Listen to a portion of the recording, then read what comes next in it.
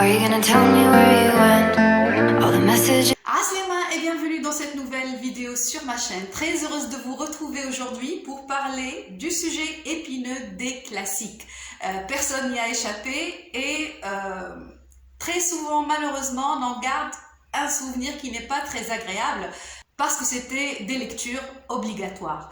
Et c'est pour cela que plus tard, les jeunes et adultes fuient vers d'autres types de lectures comme les contemporains, comme les romances, comme les thrillers.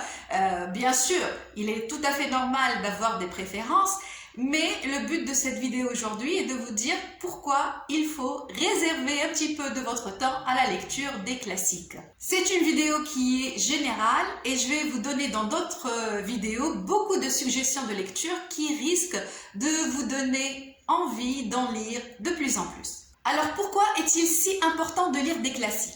Première raison, c'est parce que c'est une œuvre de qualité. C'est une œuvre qui a réussi à passer l'épreuve du temps, qui a été encensée par les critiques.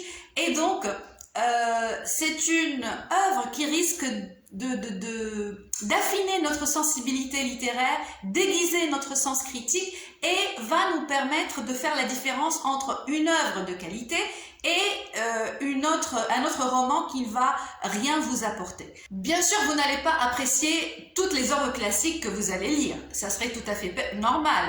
On est tous différents, on a tous des sensibilités différentes.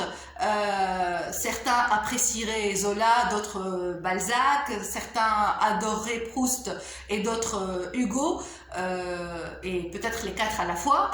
Mais il y a sûrement des œuvres mondiale très connue que vous n'allez pas apprécier et c'est tout à fait normal et ne vous sentez pas coupable et ne pensez pas que vous ne comprenez pas une œuvre parce que vous ne l'avez pas appréciée. C'est juste parce que nous sommes différents et que vous avez une sensibilité différente.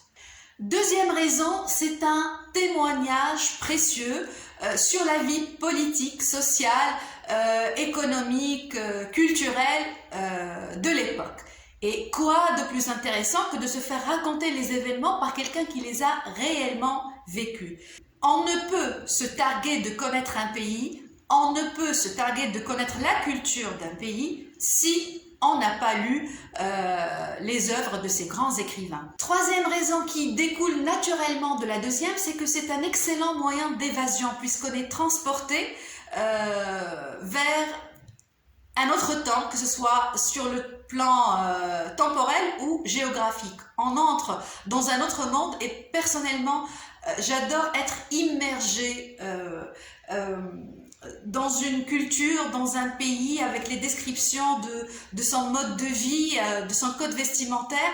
Surtout si vous êtes comme moi, quelqu'un qui est très nostalgique et qui est très tourné vers le passé. Quatrièmement, le classique est par définition une œuvre intemporelle, universelle. Et donc, même après le passage du temps, vous allez trouver des résonances en vous. Vous allez remarquer que, en fait, et malgré tout, l'être humain n'a pas beaucoup changé. Cinquième et dernière raison dont j'ai envie de vous parler aujourd'hui, c'est la langue. La langue qui est utilisée dans les classiques. Personne ne peut nier qu'elle est beaucoup plus recherchée, beaucoup plus raffinée, plus élégante. C'est vrai, plus ou moins complexe, mais il ne faut pas avoir peur. Il faut oser sortir de votre zone de confort et ne pas vous contenter de lire certaines œuvres contemporaines, je ne vais pas généraliser, mais certaines œuvres contemporaines qui ont beaucoup de succès aujourd'hui, mais qui ont un style tout à fait banal et je pense qu'il ne va rien vous apporter. Voilà, cette vidéo est maintenant terminée, j'espère qu'elle vous a plu, j'espère qu'elle vous a donné un petit peu envie de découvrir ou de redécouvrir les classiques. Comme j'ai dit tout à l'heure, je vais dans de prochaines vidéos vous donner des suggestions de lecture. Je vous dis à très bientôt. Au revoir.